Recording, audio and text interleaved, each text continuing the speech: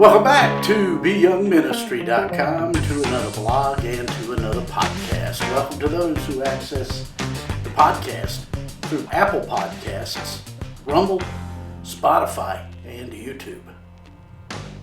Today we continue our study in the Gospel according to Matthew. We're in chapter 16, verses 13 through 16, which reads, When Jesus came into the region of Caesarea Philippi, he asked his disciples, saying, Who do men say that I, the Son of Man, am?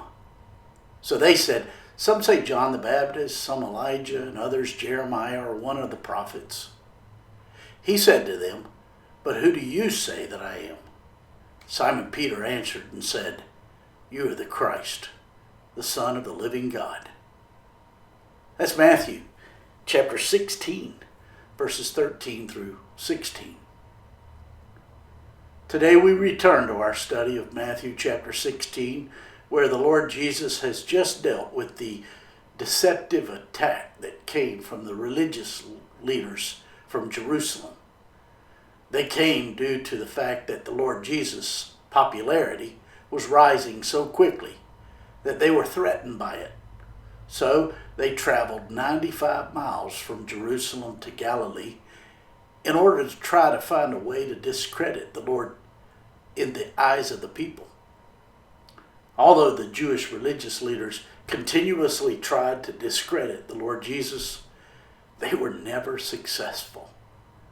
This underscores the fact that he was the sinless Son of God who came to take away the penalty of our sin. In verse 13 of today's passage, we read, When Jesus came into the region of Caesarea Philippi, he asked his disciples, saying, Who do men say that I, the Son of Man, am? After their encounter with the Jewish religious leaders, the Lord Jesus and his disciples traveled 25 miles to Caesarea Philippi, where there were 14 temples to different false gods. These temples were dedicated to the likes of Caesar and Baal, among other false gods.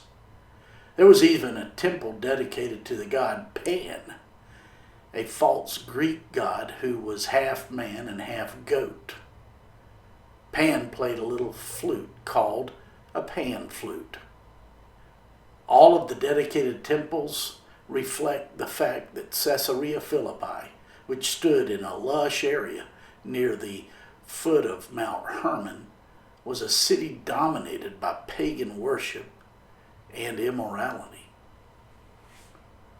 The Lord Jesus deliberately took his disciples to Caesarea Philippi in order to draw the contrast between the false gods and the one true God.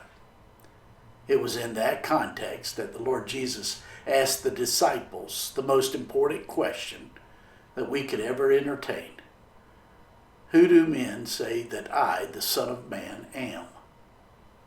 The Lord Jesus didn't ask that question because he did not know what people said about him. No, he wanted to hear the disciples verbalize whom they knew him to be. Verbalization, the act of putting thoughts and feelings into words, holds significant power for emotional regulation, improved communication, and enhanced cognitive processing. By verbalizing the fact that the Lord Jesus was God, enabled the disciples to gain clarity on whom they believed the Lord Jesus to be. The Lord Jesus used the term Son of Man to communicate the idea that he was God. In Daniel chapter 7, the prophet used this term in his nighttime vision of the Ancient of Days, a description of God himself. The Son of Man, according to Daniel, was ushered into the presence of the Ancient of Days and was given dominion, glory, and power. As a result, everyone served and will serve him, and his kingdom will never end. In other words, the Son of Man is God. In verse 14 of today's passage, we read, "So they said, some say John the Baptist, some Elijah, and others Jeremiah or one of the prophets." The people knew the Lord Jesus had to be from out of this world, and they believed he was at least the forerunner of the Messiah. They had not yet finalized on the fact that he was the promised Messiah. They couldn't deny that he was at least a prophet, and they couldn't deny that he had marvelous supernatural power. But they had not definitely accepted that he was the Messiah. They got as close as they could without getting to the truth. Like Judas, they kissed the door to heaven, and yet they missed their eternity with God in heaven. In verses 15 and 16 of today's passage, we read, "He said to them, 'But who do you say that I am?' Simon Peter answered and said, 'You are the Christ, the Son of the living God.'" Simon Peter spoke on the behalf of the 12 when he identified the Lord Jesus as the Christ, the Son of the living God. The name Simon Peter carries significant meaning, reflecting a transformation in the apostle's identity. Simon was too emotional and impulsive to be worthy of such a name as Peter. When the Lord Jesus tried to wash his feet, he refused to allow his master to stoop before him and to do so. But then, when the Lord Jesus said, "If I don't wash you, you have no share with me," Peter suddenly wanted a full body bath.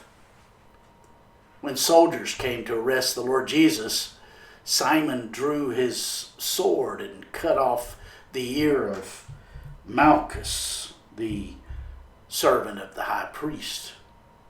But then, after the arrest of the Lord Jesus, all of Simon's ear-cutting bravado vanished. To avoid being arrested himself, Simon denied even knowing the Lord Jesus. Not once, but 3 times. And on the 3rd time, he said a curse word, trying to disguise himself before his accusers. Before Simon became a follower of the Lord Jesus, he was brash, a brash fisherman whose mouth and choices got him into a lot of trouble. After Simon became a follower of the Lord Jesus, he indeed became Peter, a rock, a bedrock believer, because the Lord Jesus is still in the business of making us what we are not. It is from this posture of humility and dependence that we conclude accurately about the identity of the Lord Jesus Christ. The Lord Jesus called himself the Son of Man so that people would trust him no less than they trust God the Father, indicating thus to his equality with the Father. My friends, I trust this blog and this podcast are helping you in your walk with the Lord. If I could be of further assistance to you, shoot me an email at BYoungMinistry@gmail.com. Hey, have a great day.